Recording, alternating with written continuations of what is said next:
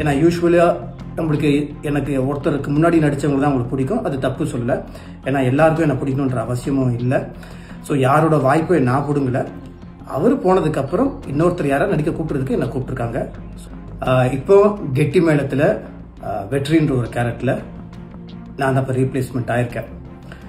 யாரடி மோகனிக்கு அப்புறம் ஜி தமிழில் எனக்கு ஒரு வாய்ப்பு கிடச்சிருக்கு. So thanks to all.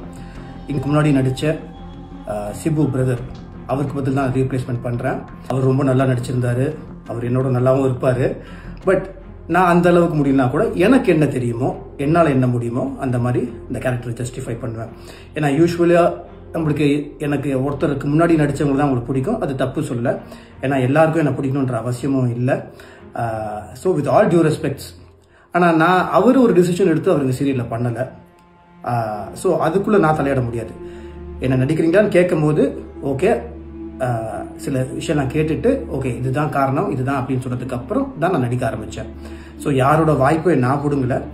அவர் போனதுக்கப்புறம் இன்னொருத்தர் யாராவது நடிக்க கூப்பிட்றதுக்கு என்னை கூப்பிட்ருக்காங்க. ஸோ வேலை தானே செய்கிறோம், உழைச்சி தானே சாப்பிட்றோம், தப்பு கிடையாது.